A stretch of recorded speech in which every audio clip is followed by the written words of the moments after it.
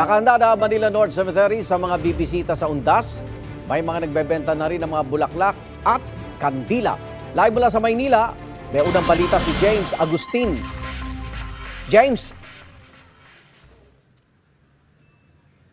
Igan, simula ngayong araw hanggang sa November 2 ay bukas na itong Manila North Cemetery mula alas 5 ng umaga hanggang alas 9 ng gabi. Kanina nga po may mga kababayan na tayo na maaga nagtungo rito. Sa entrada pa lang may mga nakalagay ng tent at steel fence. Hiwalay ang pasukan ng mga lalaki at babae. May priority lane din para sa mga senior citizen, PWD at buntis. Bawal na magpasok ng anumang uri ng sasakyan sa loob ng sementeryo.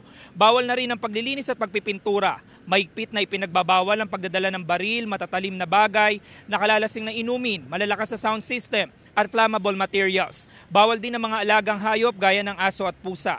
Sa labas naman ng sementeryo, nakahilera na ang mga nagtitinda ng mga bulaklak at kandila na bahagyang tumaas na ang presyo. Gaya ng ilang piraso ng radus at orchids na mula 35 pesos ay 50 pesos na.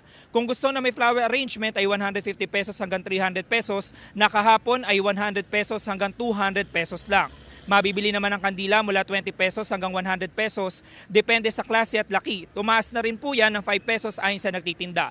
Pero matumal pa raw ang bentahan sa ngayon. Samantala, Igan, ito nakikita nyo, ito po yung sitwasyon dito sa entrada nitong Manila North Cemetery. Hindi pa naman marami talaga yung mga pumapasok, mga volunteers at mga pulis yung nakikita natin. Kanina bago tayo umere, may mga nag-ikot na rin dito na K9 unit ng Manila Police District. Ang update po mula dito sa Manila North Cemetery mamayang alas 7 ng umaga sa unang balita. Ako po si James Agustin para sa GMA Integrated News.